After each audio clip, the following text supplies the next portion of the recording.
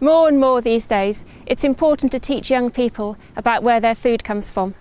They need to know how it's produced, how it's bought and sold, how it's cooked and eaten. And it's important for them to meet the people who are involved in all the different parts of the food chain. It's all part of being a citizen in a modern society. We've made this video to show you some of the examples of food and farming projects that are taking place in schools and colleges around Wales now. Do you think children understand where food comes from? I would like to think that they would, but the thing is, I don't think it is always the case, I don't think. You know, like having a look at like television programmes, some of the children don't know where the food is from. They are learning more, but I think they are of a supermarket culture, aren't they? And food often turns, if we get it delivered, it just turns up at the door, everything very packaged. So it is hard for children, I think, to learn where food comes from. I think we have to make that understanding and make the connections for them, because we live in such a world where everything's manufactured and produced, and it's a matter of going to the supermarket to buy it, when the reality is it's growing around us in the fields and through the livestock that we have here. So we take them out and show them the real world. I try to work out where the food comes from, where the ingredients that I put in comes from. Sometimes we don't like buy eggs because we've got loads at home, so we use our eggs from our chickens. Obviously the canteen itself, eating in the school, but it's far bigger than just eating in the canteen, which is a social occasion as well as giving them fuel for the day. The curriculum here is very much focused on food production, because we live in a rural community and the children must understand what their community is about. So we've had people with us food mapping so that we know where food has come from, the values that we have in food, even down to the economics of it and the economics of the local area. So we approach it from a holistic curriculum point of view. It's really important to us. No school can operate on its own. We use lots of different agencies, the Soil Association, we use our own people from within the local authority to come and educate. We have local farmers in food cooperatives, and the list is inexhaustible really. You could go on forever. We can't do it on our own. We have lots of different people to help us, and that's really important. So Sue, why do you want to have school visits on your farm? Well, for a start, it's great fun. It's just delightful to have curious, interested, cheerful children asking all sorts of what they might think are quite simple questions, but really make you think about what you're doing here. So that's a real pleasure. It's great fun and it's a real pleasure. But I think it's also important for me to help children understand a bit more about where their food comes from and the different ways that people farm to produce that food. What do you think they're learning from this visit to the farm this morning? Absolutely loads they're learning today. I mean, firstly, the animals they've met already. A lot of them would never have definitely not seen them up so closely. To learn the stories about them, how they're looked after on the farm, the difference between an organic farm and maybe a more intensive farm. That was just fantastic.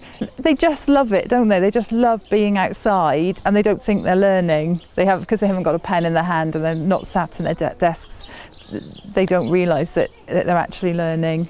As the old saying goes, children learn from doing, and the experiences become real for them.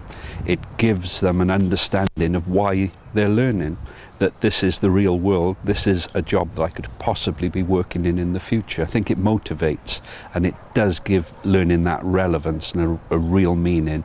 And Harry, why do you think it's important to meet farmers? It's important to meet farmers because you can learn about the animals and how they grow. Yes. And learn what to feed them, and learn how to water them, keep them safe and protected from predators like foxes. What have you learned? Well, I've learned that there's not just like one type of tree, there's lots of types of tree. And they try and grow like natural stuff, like don't put like spray on to make it like grows proper and stuff like that. They just let it grow slowly. And on the Truly farm, they actually make sausages, don't they? Yeah, we made some sausages. We had 2 groups, and one made sausages and one went to see the animals. And we saw, and her son had a 5-horned ram. Yeah, and she said not to go too close to them because they could butt you and then you could and because she said not to touch them. My teacher showed us how animals are ill. She mostly showed us about the sheep, how they're ill. Well, they don't normally they stick their tongue out when they're ill, they go like this. Yeah, and but they don't do it when they're happy. And that's like a sign for the farmer to know that they're ill. A visit to a farm can be an unforgettable experience for a school child. But it's also important that they get a hands-on experience of food. And one way that happens is that most schools have gardens, and many of them will give children an opportunity to grow food. Here we're going to look at an example of a school which has been growing its own food, and they also held a farmers market with some help from the Soil Association so that the children were able to sell their produce directly to the public and learn a bit about the commercial aspects of food growing. Each class has turned themselves into a business for a week, so we've collapsed the curriculum.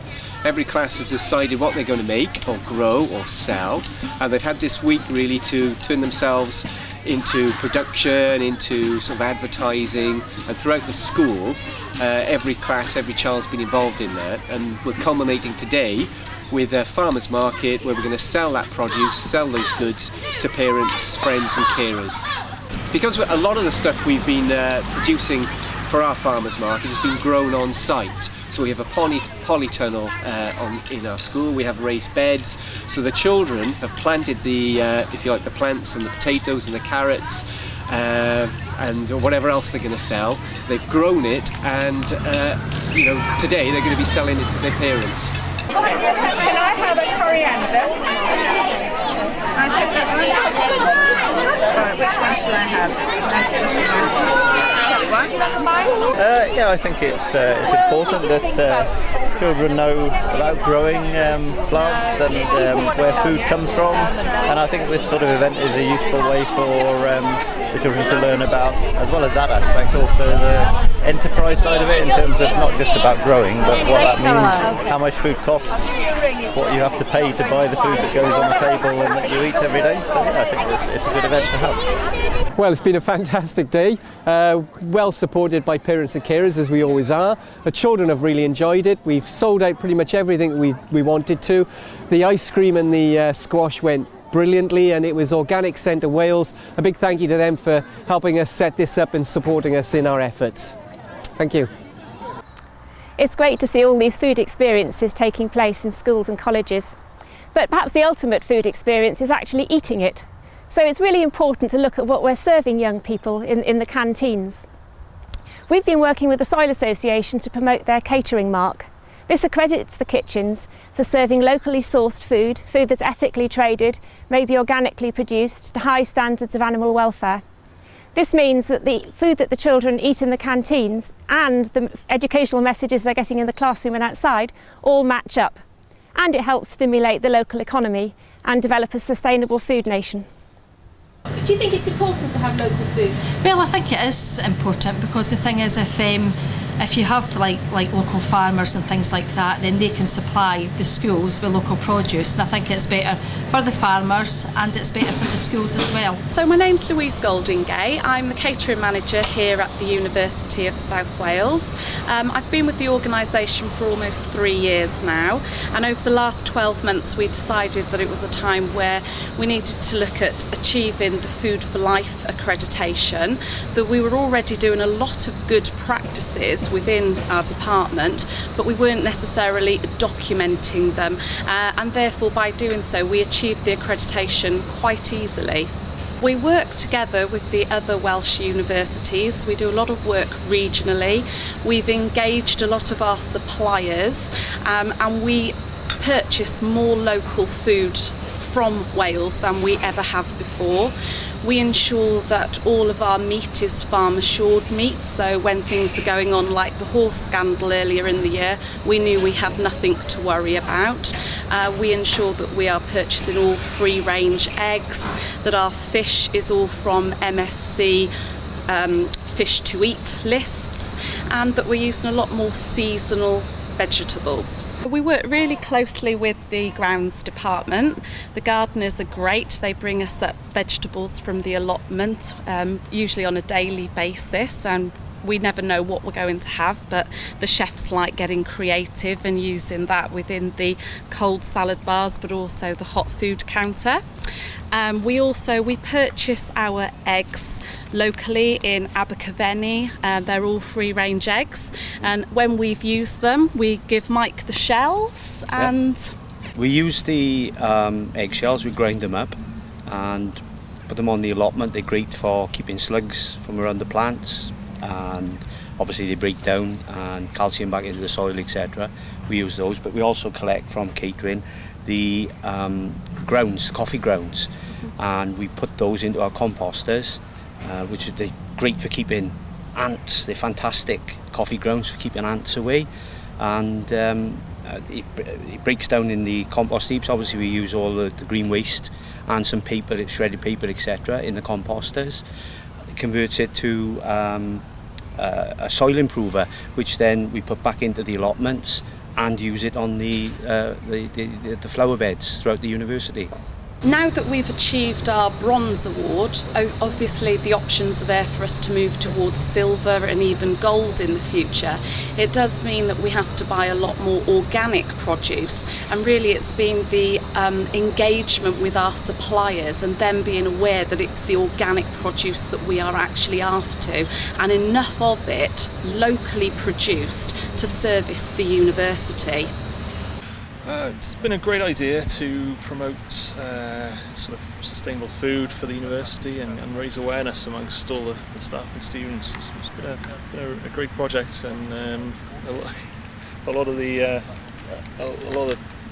staff on site have been made aware of the allotments and what we're doing, and they've shown a lot of enthusiasm. Yeah, they got really actively involved in the allotments and growing their own food and taking it home and eating it. But for me, it's all about increasing sustainability and the environmental agenda across the whole university. I feel that we as a university should really be promoting environmentalism and sustainability, because it's just really important for everybody. And I think, our students are going to go out there and hopefully be advocates of the sustainability agenda too, and then, go on from there in their jobs and their futures.